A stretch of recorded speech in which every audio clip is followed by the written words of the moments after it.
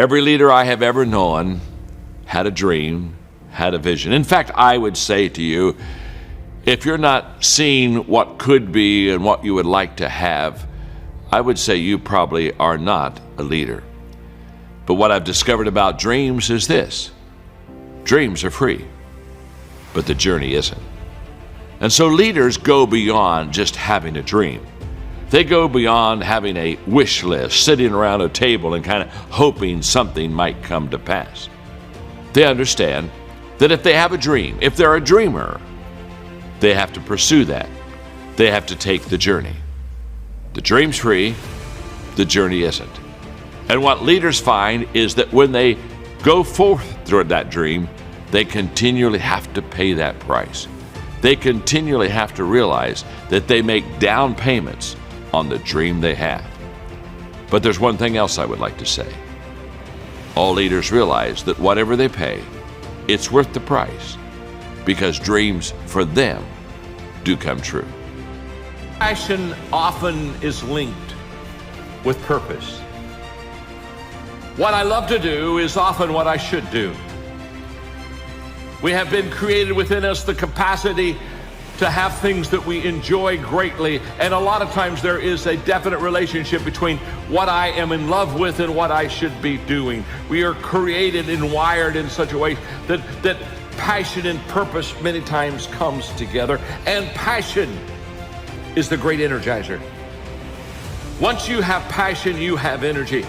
Once you find your passion, you find your purpose. There is something energetic about it. You have never known a person who was passionate that lacked energy. We talk about high energy people, we talk about low energy people. There's no such thing as like low energy people or high energy people. If you have high energy, you have passion. If you have low energy, you don't have any passion.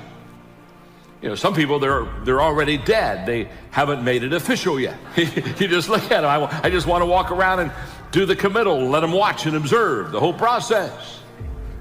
But passion gives us a great amount of energy. And when we have that passion, there's something about how we love what we're doing and we enjoy what we're doing. And passion energizes us. Now, when I say passion and purpose are linked, that is usually the case. It is not always the case. It is possible to be passionate about something that you're not good at. It's possible to be passionate about something that you're not gifted in. Hello? Let me explain. Have you ever watched the tryouts at an American Idol? They grab that mic. Man, aren't they passionate? I mean, they are belting out badness. But I mean, they're belting it out. I mean, they are sincere. They are loving it. They just are woo, they are passionately bad. And every set in America, people grabbing remotes and hitting mute, and oh dear God, shut them up, help them, help me, help us all, heal them, heal me, strike me with deafness, do something, strike them with speechlessness. Oh, go on, just do it. Now, maybe this doesn't. Have you ever thought about this? Every time I see something like this, I always have a question. Every time whenever I see somebody that's just really passionate about something that they're not good at, I just always ask myself, where are their friends? Come on, talk to me a moment, huh? Where are their friends? I mean, don't you think you should just sit down at the table and get a bottle of water and say, my name is John, and I'm your friend. I just want you to know you can't sing. So it's possible to be passionate about something that you're not good at.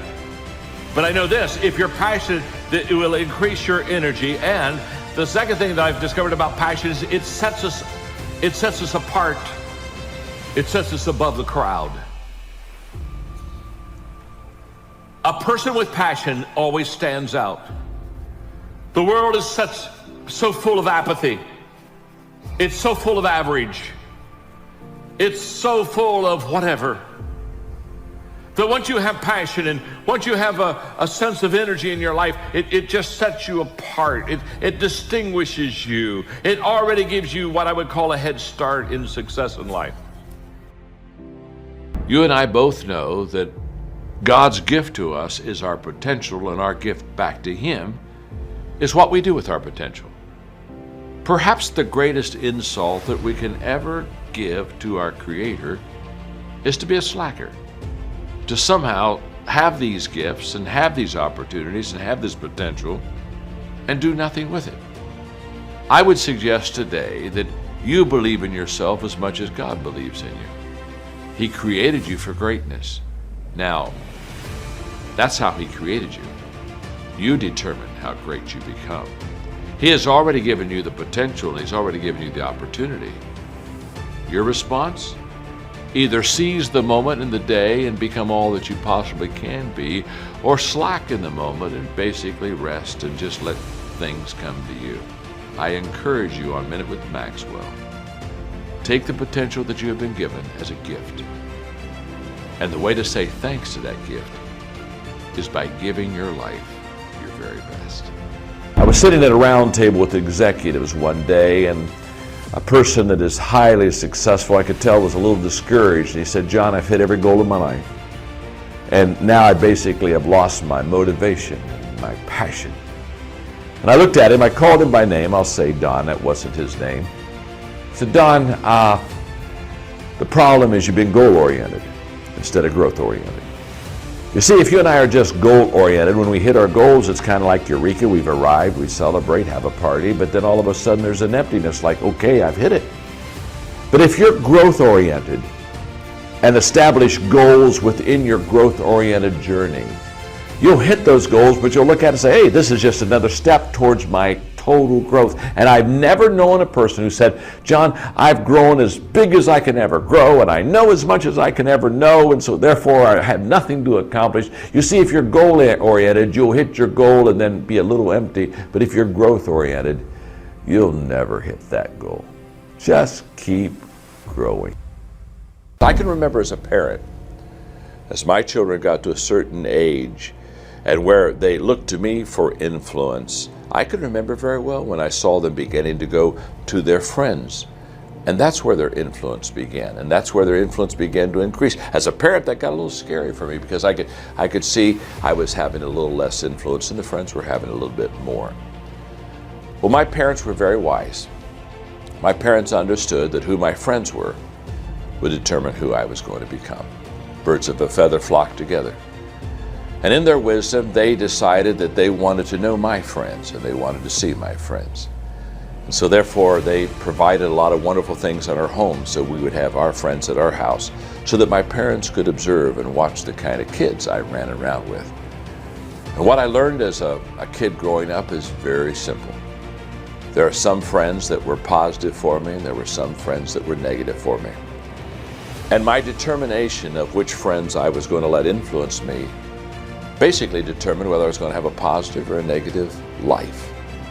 Fortunately, because of good parental advice and guidance, I chose good friends, which really did make a difference. Because you see, friends are wonderful. They give us support, they give us strength. They're either, though, a real asset or a real liability. So I would just want to encourage you, choose your friends wisely. You don't need a lot, but you need some good ones.